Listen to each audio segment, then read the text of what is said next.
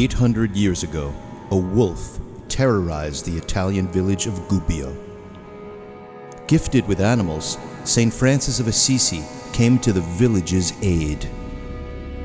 With a prayer, he tamed the wolf and made it the village guardian. At an abbey in Atchison, one young monk has similar designs.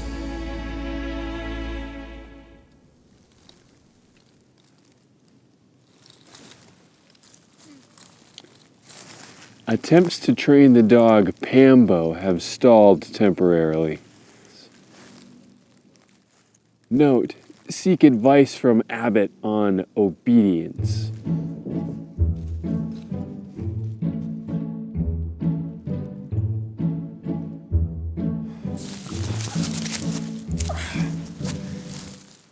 Hey, brother. What's going on? I'm observing the dog Pambo. Really? How's that going? He's really far away. Let me help you out. Whoa, thanks. Yeah. Why are you looking at Pambo? Well, you've heard of the Wolf of Gubbio, right? Yes. I am going to train Pambo to be the Abbey's guardian. How's it going? So do as I say. So the first step of humility is unhesitating obedience. Here! Which means you shouldn't hesitate. No! Be here. Will you be obedient to me? You know, brother, we really don't need a guardian. And Pambo's already been trained. Pambo, come. Sit. Speak. Up. Down. I have succeeded!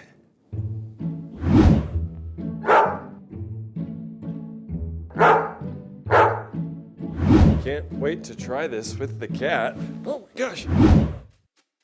The bell has tolled, vigils and lauds offered, the day's work begins, and it's time to meet the archivist.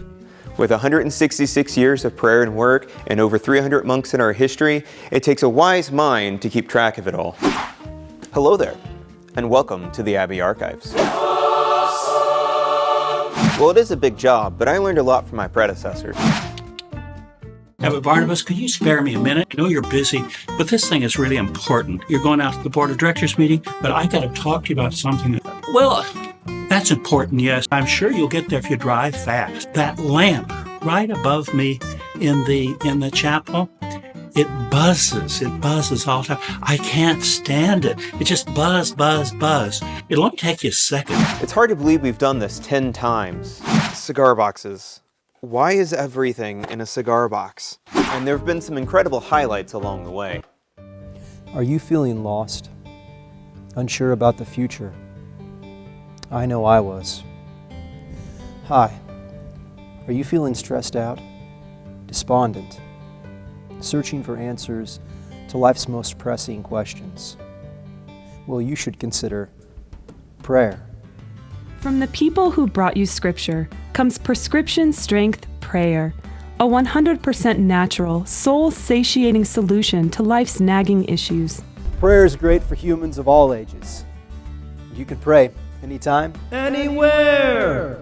Prayer can reduce negativity and cynicism. Prayer has also been clinically proven to reduce bloating, specifically the bloating of one's overly inflated ego. Caution. Prayer may cause you to grow in virtue, lead you back to your roots, or inspire you to forsake all of your material possessions and join a monastery. In some cases, you may need to increase your amount of prayer. Some forms of prayer should not be attempted while driving or operating heavy machinery. Side effects may include joy, a desire to share your prayer with others, and in some cases, eternal happiness. So ask your pastor if prayer is right for you.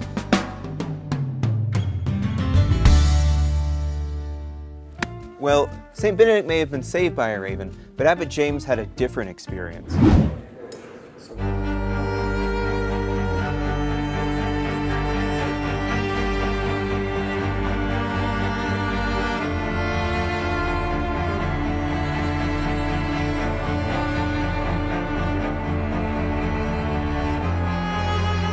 Yeah, I know. I think I'll just go down and eat with the students.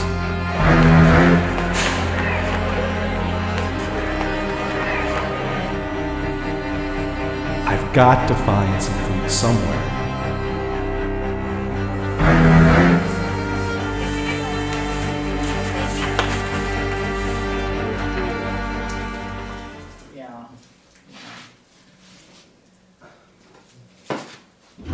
And we've honored some incredible people along the way, some of whom are no longer with us. We offer our prayers and thanksgiving for our honorees who have passed. Tom James, First Lay President of Benedict College. Virgil Decant, longtime Supreme Knight of the Knights of Columbus. Louise Nauman, ardent pro-life advocate and Catholic educator. Jean Dunn, champion for the underserved and other Catholic causes. All these memories of our monastery here in Kansas and in South America. I wonder how they chose Brazil. So, did you hear the news? No, what news? We're gonna get a new priory. Oh wow, that's awesome. So where is it gonna be? I don't know. Let's find out. Brother, that's the ocean. Monastery on a boat, you know. Let's try again. All right. Soviet Union. Something tells me the commies might not be too happy about that one. You may be right, comrade. Greenland. Yeah. You didn't hit the green part. Yeah? And? I don't like the cold. Oh, you'll be fine. We'll make you a wool habit or something. Hey, what are you guys doing? Oh, we're just figuring out where the new priory is going to go. Well, the Pope suggests South America. He seems pretty smart. All right.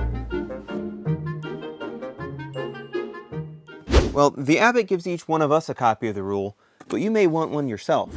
Ever wonder how better to order your life to God? Introducing The Rule. This tiny volume, containing ancient secrets discovered deep in the mountains of Italy. You'll learn all St. Benedict has to offer on prayer, good works. But wait, there's more.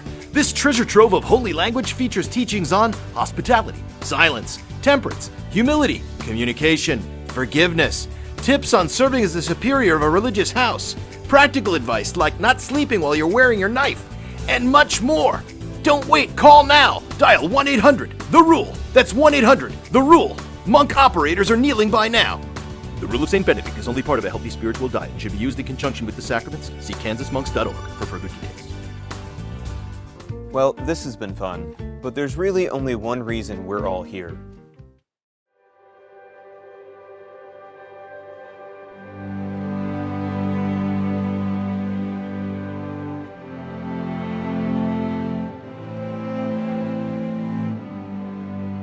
Jesus, he lived, he healed, he taught, he suffered, he died, he rose from the dead 2,000 years ago. And how does that impact me today? Well, Jesus left a way for that to impact us when he said, "Do this in memory of me." And in that, he allowed for this reality of Jesus's saving death and resurrection to become present in every time and in every place. And he allowed for his resurrected presence to become present in every time and in every place. So that today, I can walk into any church, and as I genuflect before the tabernacle, I'm before the living presence of Jesus. And every time I go to Mass, I'm present at that living sacrifice of Jesus. And in fact, this salvific mystery is able to spread throughout all of time because of the gift of the Eucharist, which is why it's our greatest gift. The Eucharist is really at the heart of our Catholic spirituality, and this God who so loved us that he became a human being, he became an embryo in the womb of Mary, that Jesus would figure out a way to be present to his people through all time. And he would do that under very humble appearance. This simple piece of bread, the host, and wine is his precious blood. So Jesus, he desired to be present through all time to his disciples, and he fulfills that promise in the Eucharist. In the Mass specifically, you can't have Mass without an offertory. And so built into the nature of the Mass is this nature of offering. So I come with my own gifts to place on the altar. And as we place the bread and wine on the altar, I found it useful to reflect on me placing myself and all my gifts on the altar, but also all my desires and all my shame and all my wounds and all my sins. And in a way too, when we offer ourselves on the altar, whatever we place there is transformed into Christ. So if I desire to be healed in these places, I know that I can bring that to the Lord at the altar, and that when I receive Him in those places, and that everything that I've offered to Him becomes transformed into Christ. The challenge of receiving the Eucharist, our reception of the Eucharist, is that it changes us. But do we recognize that change? Does the virtues, the graces that are enlivened in us through the reception of Jesus Christ, His very body and blood, whom we become, does that change us to the point that we leave the church differently?